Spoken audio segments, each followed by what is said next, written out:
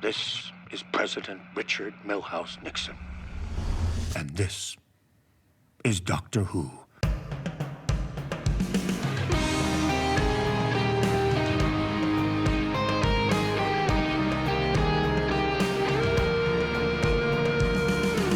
Hello everybody, welcome back to the channel. My name's Kevin, I'm a geek. You are watching Kevin the Geek.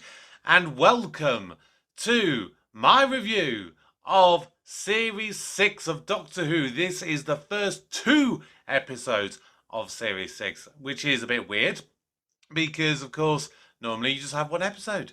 But today it is 2 because we had a 2-parter to open up this series. And to go with this, I decided to put on my hoodie, which is not only sort of TARDIS blue, which is of course a good thing, but also it is my university jumper from 2008 to 2011. And the reason I decided to put this on today is for a bit of nostalgia, more so than anything for this video, because this particular series of Doctor Who, it must be argued, is one of the most shocking series of Doctor Who.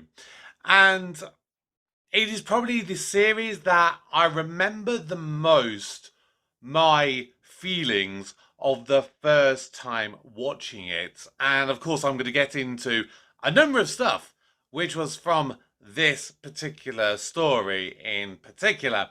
So, of course, if you are new to the channel, please subscribe, turn on notifications, smash that like button.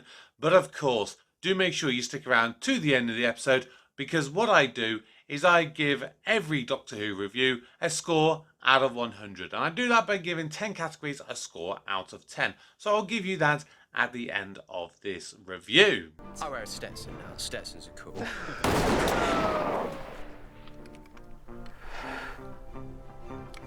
Hello, sweetie. Now, of course, when I start this review, where the hell do I even begin? Because there is so much going on in this, an hour and a half of storytelling. It is a movie in and of itself. It really, truly is.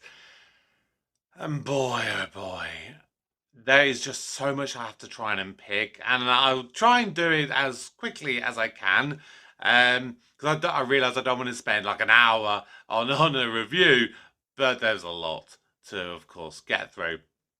Let's start with the aliens, the Silence. And what I really love about the Silence is 2 things. One, just the look of them. I think they're fantastic.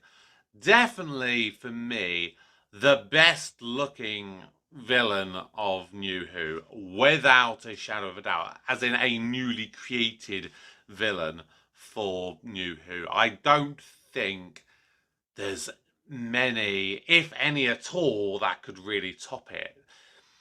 And I think part of that is the idea behind them. Now, my first thought when I saw them all the way back in 2011, I think it was. My first thought, especially when it kind of does a kind of part, it reminded me of that painting, The Scream by Edvard Munch, who there was just something about it, and the shape of the head, especially the kind of thing. It reminded me of that.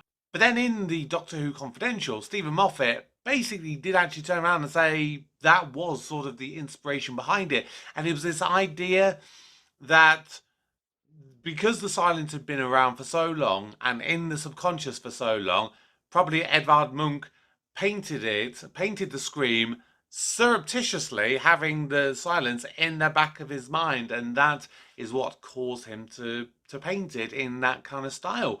And I buy that, because that was literally my first thought when I saw the Silence. The one aspect of it I'm a bit unsure with is the suit aspect of it, mostly because of the sort of, I don't know whether it was intentionally wet or if it was just wet look or whatever. But there was definitely something about it that just that aspect of it is the only thing I would maybe tweak as it goes. But the actual look of them is amazing. But more importantly, I think the concept behind them is something that, for me, quite possibly makes them, in some aspects, the scariest villain of Doctor Who. Because I suppose, for me, and this comes from personal experience, my only fear, if I truly had to have one, is losing my memory. Because unfortunately, I saw it with my nan. She had dementia, and wasn't actually probably that long after I watched this. She lived with the dementia for about 10 years or so, and unfortunately, I had to see her slowly deteriorate with her memory. And there would be some times, like, for example, I could just be sat with her and I'm driving her to my mum's and we're sat in the car and I could just say to her, "Oh, Nan, what did you have for breakfast today?" And it'd be like, "Oh, I had shreddies for breakfast." "Oh, okay, that's lovely." And then literally it could be like 2 minutes later, "You know what I had for breakfast today? I had toast and jam. It was lovely." And it's like, well, we're kind of repeating conversations that we've already spoken about, and at the same time, we're then changing the story up somewhat. And that is the worst thing with dementia. You just don't quite know who you are. You don't know who other people are. You don't quite know, at least this is my thought process. If you are the person suffering with dementia, you probably don't know what you can trust. You definitely can't trust your own mind anymore. And that is a very scary thing. And for me, that's why I think this concept of having an alien that makes you forget them the moment you look away is very reminiscent, I think, of dementia. And the fact that you then can't trust yourself, you can't trust the other people, you don't know, are they around? Are they not around? I don't know. That's a scary thing. So for me, the silence are absolutely terrific in this. They really, really are. But the team are incredible in this story.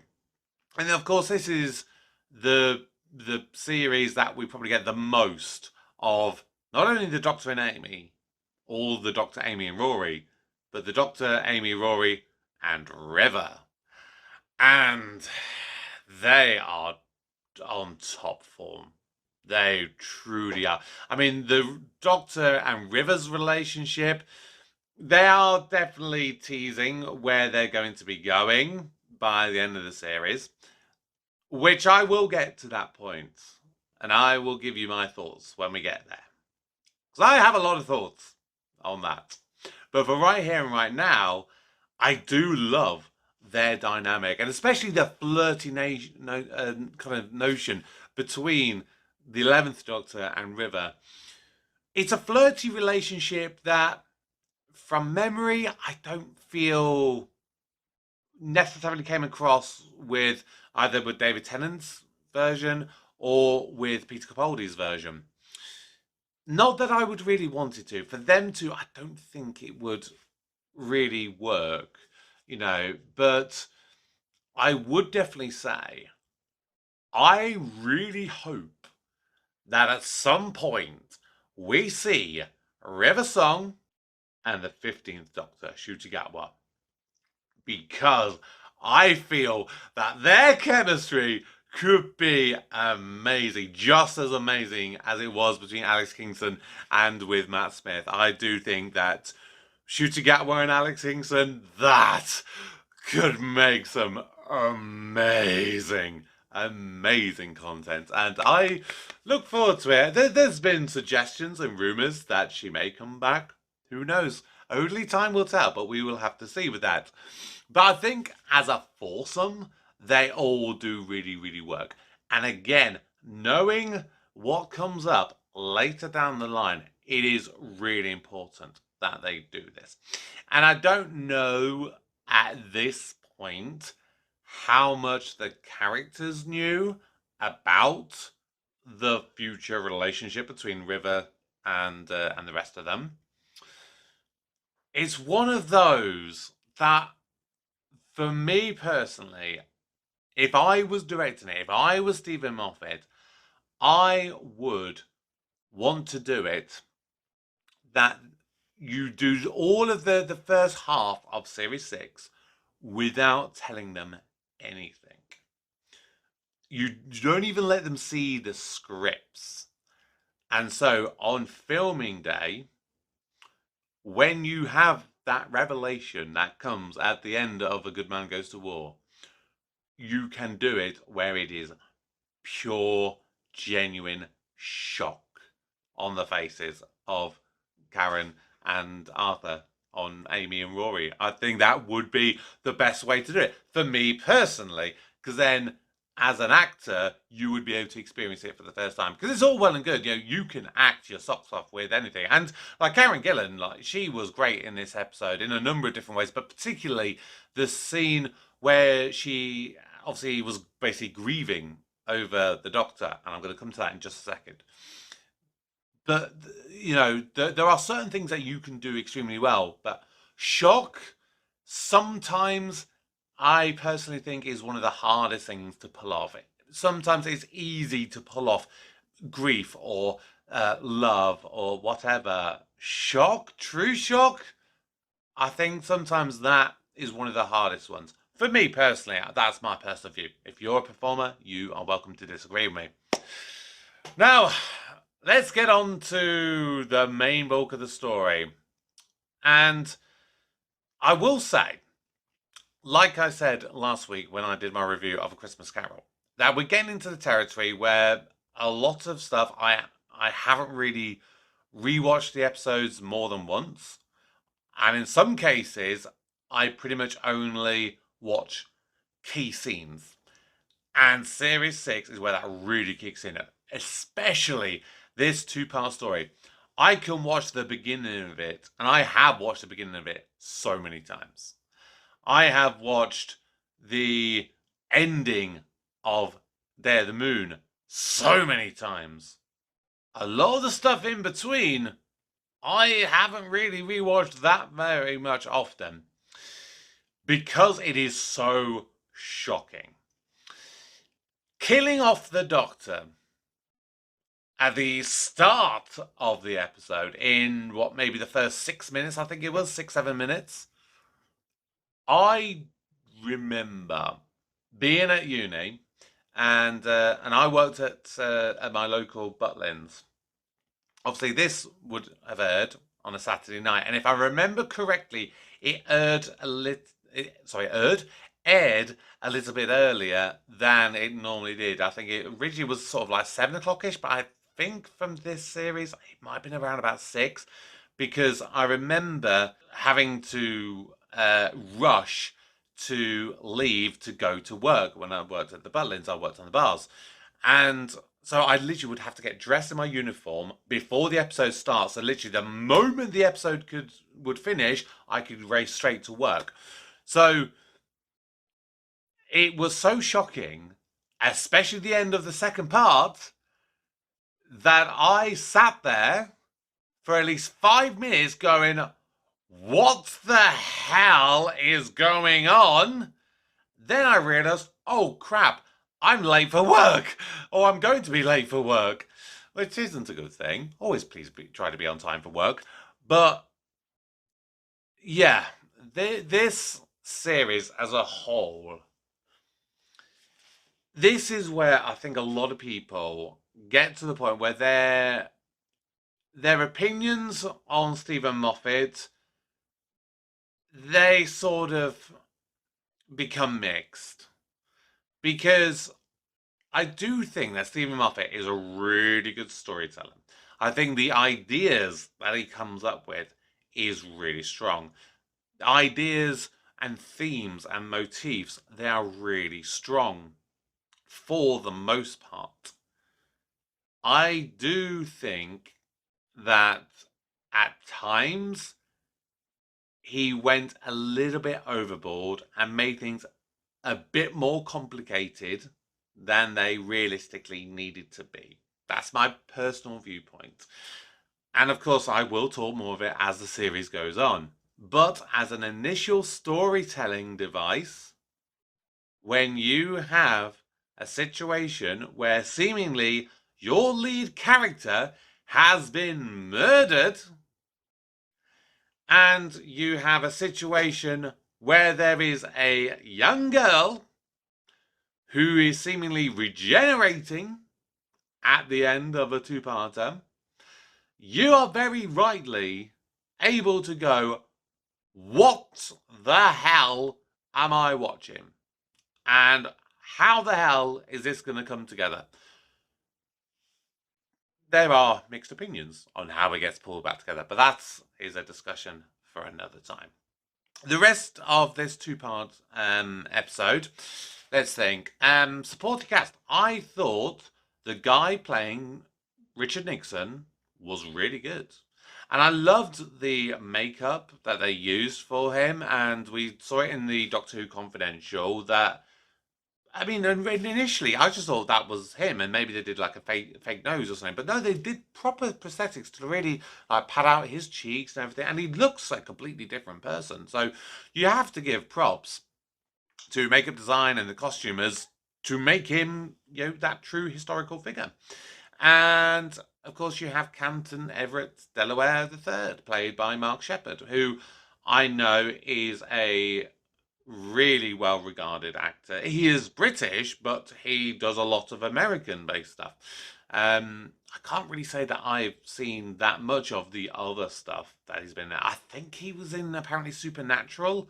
It might have been that, which I think at some point I've got to go back to. I've got to check it out because obviously I did a reaction to it for Halloween last year. So yeah, maybe I need to go back to that at some point. Oh, and definitely Stranger Things. I definitely need to go back to Stranger Things. Right, if I forget, someone, you need to remind me. I need to go back and watch at least the first series of Stranger Things, because I love that first episode. But we're on Doctor Who right now, and I think the music in this one, it is where we get the first kind of notes of the song Melody Pond.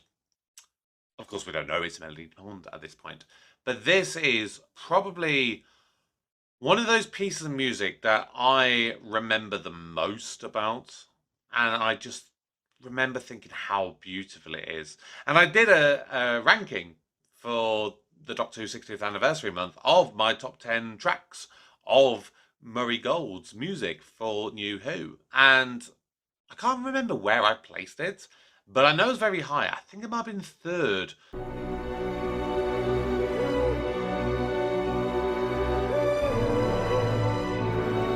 But it is beautiful in this. It is haunting. It is truly, truly a great track. One of the best tracks I think that has been written for Doctor Who. I think Murray Gold, particularly in this series, I just think he's on really good top form, and I really appreciate the level of music that he goes into, as well as, you know, the set, you know, building an actual Oval Office, you know, which is probably one of the most iconic rooms in the world.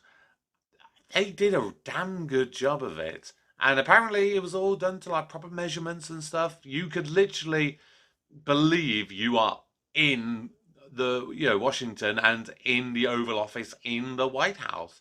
It is the attention to detail is fantastic. So that is my thoughts and my roundup for Doctor Who's first two episodes of Series 6, The Impossible Astronaut and Day of the Moon. But of course, I now need to score it. So like I said before, there are 10 categories. Each gets a score out of 10. So let's check out my scores for this two-part story.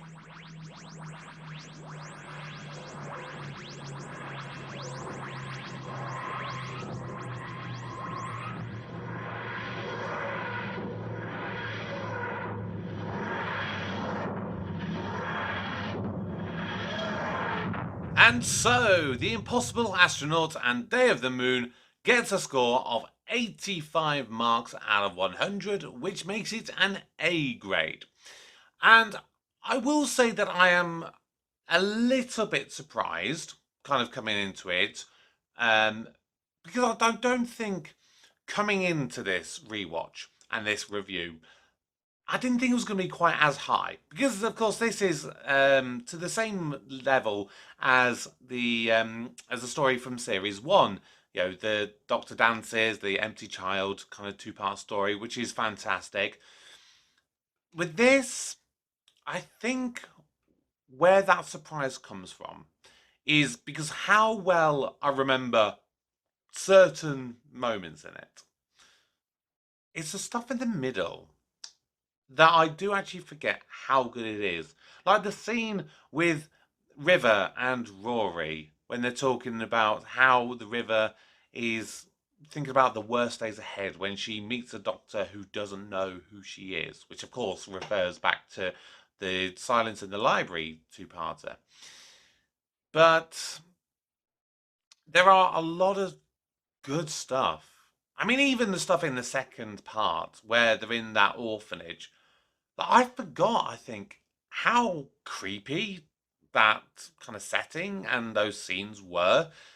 I mean, there are obviously some stuff that really do bug me on rewatches. Things like when you've got Canton recording the silence on Amy's phone. And of course, this is a phone from like, you know, sort of 2010, 2011, where camera phones were of very poor quality. And you saw it on the phone, the very low quality resolution you got. But then as soon as it was sent to the doctor, it was like this beautiful high quality thing, you know, the thing where it's going, you should kill us all on sight.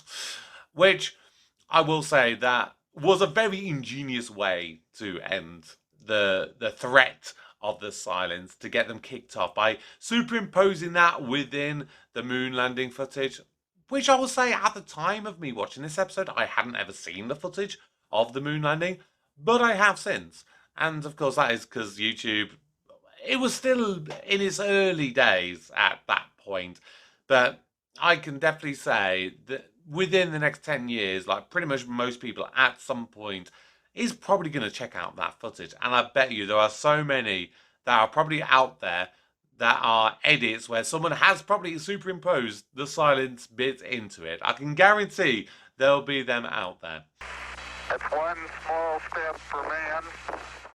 You should kill us all on sight. One giant leap for mankind.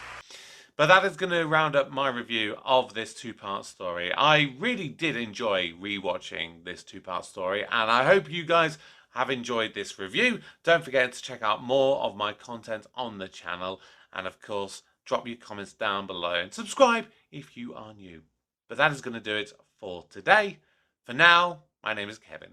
I am a geek, and you've been watching Kevin the Geek. Goodbye.